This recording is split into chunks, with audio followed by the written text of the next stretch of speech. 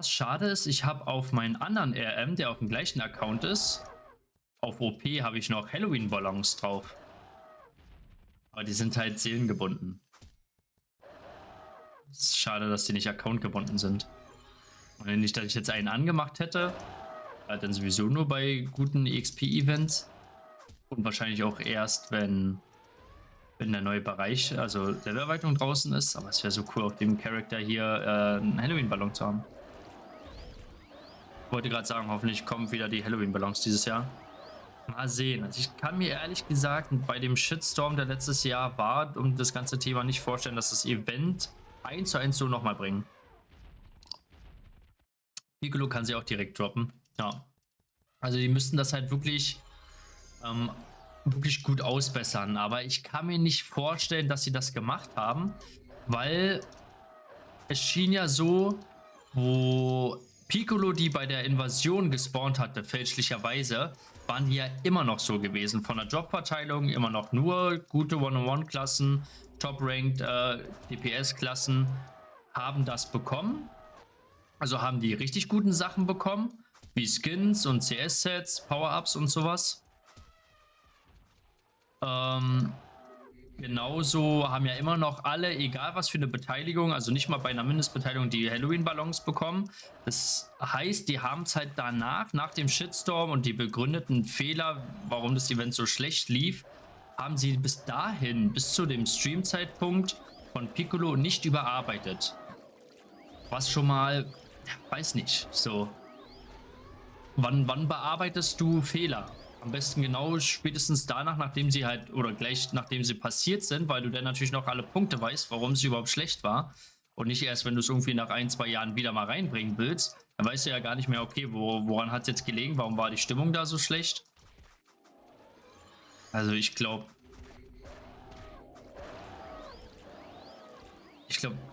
also weiß nicht, entweder, also wenn sie es natürlich so bringen, dieses Event, dann wird es genauso schlecht werden wie letztes Jahr. Und schlecht war es ja eigentlich nur erstmal, weil jeder ohne Beteiligung was bekommen hat. Also diese Ballons, die ja schon nice sind. Ist das ein Bot hier? Der ist ein Bot, oder? Kann es sein? Das ist ein Bot, ne? Guck mal. Der achtet nämlich nicht darauf. Das ist ein safe Bot. Der ist einfach stumpide da die Monster reingelaufen.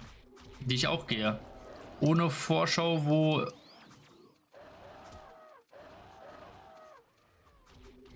Ah. Also wenn sie das Event wieder so bringen, es war ja an sich ein gutes Event, aber die müssen halt ein paar Tweaks machen, dass das wirklich gut läuft. Wie zum Beispiel eine Mindestbeteiligung an Schaden, dass nicht jeder einfach 30 Chars da hinstellt, schon eine Stunde vorher und man einfach nicht mehr auf den Server raufkommt oder auf den Channel. Und dann im Idealfall sogar auf verschiedene Channel die Bosse spawnen lassen. Und jeder Channel hat dann sozusagen eine Levelbegrenzung. Also kannst du zum Beispiel sagen, Channel 1 machst du von Level 20 bis 60 sozusagen, dass die da kloppen können. Dass höhere oder niedrigere einfach das Monster nicht angreifen können. Dann machst du auf Channel 2 machst du dann 61 bis 100.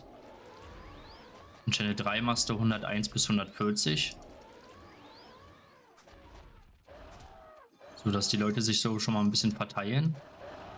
Und dann muss er halt noch eine Mindestbeteiligung, irgendwie Mindestschaden machen. Kannst ja, weiß nicht, 50.000 Schaden oder sowas. Das sollte ja jeder. Kannst ja natürlich, je nachdem, welche Stufe das ist, kannst du das ja. Das sollte ja jeder hinkriegen. Auch einen RM mit Moonbeam und Merkaba. Dass du wenigstens irgendwas gemacht hast. Und dann musst du vielleicht noch das Drop-System ein bisschen anpassen, dass ein Elementor genauso Chancen hat oder ein Ringmaster genauso Chancen hat auf die Big Drops wie jetzt ein voll-equipter High-End Blade. In 3 Monaten? Also ich persönlich glaube nicht, dass wir dieses Jahr damit noch rechnen brauchen. Das kann ich mir nicht vorstellen.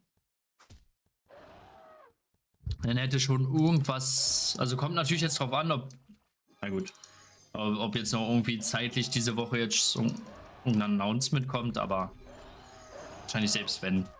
werden sie es ja erstmal ankündigen und so ein bisschen vorstellen, woran sie arbeiten. Wie letztes Jahr mit der Roadmap. Und dann wissen wir ja auch noch, wie lange das dann gedauert hat, bis es endlich kam. Ich fand ja die Vampire Dungeons geil. Du meinst jetzt Ancient Dungeon, Animus Dungeon und Cursed Animus Dungeon. Die waren cool, ja. Auf jeden Fall. Das Ding ist halt, das ist halt dann aber recycelter Content, ne? Prinzipiell ja nicht schlecht. Nur ist es dann irgendwie immer ein bisschen mau, wenn die sich ewig Zeit lassen, schlecht kommunizieren und dann nehmen sie auch noch recycelten Content, denken sich also vom Kern nicht mal was Neues aus, sondern bedienen sich nur an dem, was es sowieso schon gibt, also Assets und alles. Da müssen sie ja nicht mal irgendwas selber machen. Großartig, außer das vielleicht importieren. Und dann verschieben sie es so lange dann auch noch, wie jetzt beim Reborn-Update. Und dann ist es auch noch schlecht umgesetzt. Also dann muss es auch noch zigmal nachgepatcht werden, weil es eigentlich gar nicht gut getestet wurde, ob es überhaupt so spielbar ist, ob es überhaupt Sinn macht so.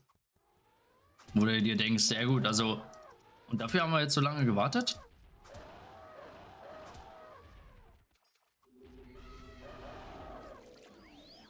Ja, die sollten die schon anders machen, aber ähnlich vom Vibe. Ah, also ich fand es ja auch nicht schlecht, so ist ja nicht. Also, wie gesagt, für mich ist es auch vom Kern aus kein Problem, wenn sie Sachen recyceln von vielleicht PC.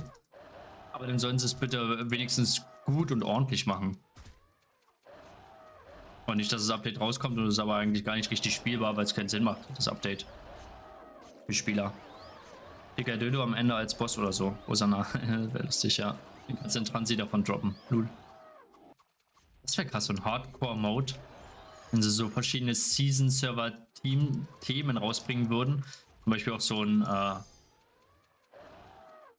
Hardcore-Modi, wo du Skills nur bis einem bestimmten Level skillen kannst. Und wenn du einmal stirbst, war instant gelöscht. Und dann ist alles nur PK. Der wird einfach niemand über Level 30 hinauskommen. Das wäre so crank. Das wäre ein FWC. So ein World Championship, wo alle Server PK sind. Wenn du stirbst, Char wird deleted. Das wäre richtig World Championship. Wer zuerst Max Level erreicht, gewinnt.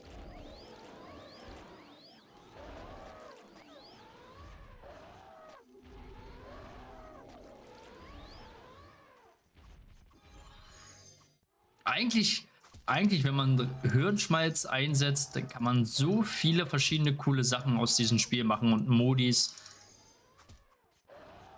Da sind eigentlich fast gar keine Grenzen gesetzt. Könnte Weihnachten ein geiles Event, das hoffen wir alle wahrscheinlich. Wäre cool. Also das letztes Jahr fand ich schon sehr, sehr gut. Gerade im Nachhinein, dass halt die Sachen, die man da bekommen hat, wirklich auch immer noch besonders sind.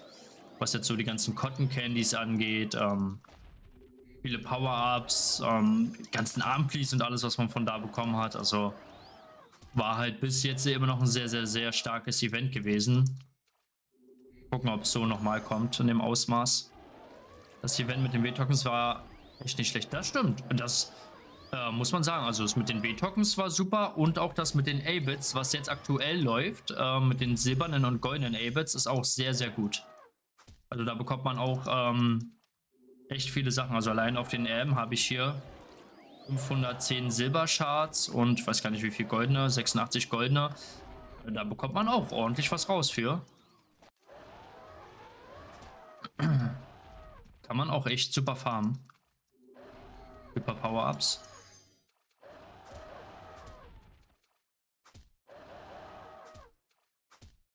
Zwar so am Wochenende hast du zwar jetzt gemerkt, dass viele das machen. Also da hat man nicht so viele A-Bits gefunden. Aber wenn man ein bisschen zu beruhigteren Zeiten die Möglichkeit hat zu farmen, wenn es über Handy ist oder sowas, so nice. Witzig ist einfach, dass sich die Events wenigstens belohnt anfühlen. Ich finde, das war jetzt bei den W-Tokens definitiv der Fall und auch bei den A-Bits jetzt. Angefangen hat es mir mit meiner Demotivation, seit die Dungeons eingeführt wurden. Ich schaffe die einfach nicht. Dann macht das wenig Spaß. Ja gut, aber man muss die ja auch nicht alleine machen, oder? Also man kann die ja mit, dafür sind sie ja eigentlich auch da und die, sag ich mal, ich würde mal jetzt sagen, mindestens 95%, wenn nicht sogar wahrscheinlich eher 99% machen die auch mit anderen Leuten. Ähm, ja. Man muss aber auch sagen, die lohnen sich aber auch erst so wirklich im Endgame-Bereich. Also ich glaube nicht, dass so diese mittleren Dungeons sich jetzt so großartig lohnen. Wenn hat jemand auf dem Server spielt schon immer alleine. Gut, aber das kann man ja auch einfach ändern, oder? Es gibt ja genug Leute und auch Gilden, die andere suchen. Also Spieler suchen, die auch Bock haben, Dungeons zu laufen, zu farmen und so. Also man muss ja nicht alleine spielen.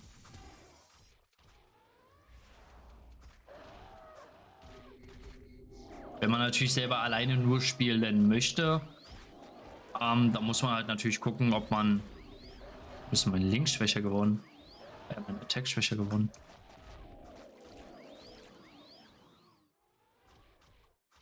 Lol, ich AOE die ganze Zeit mit meinem Support-Set.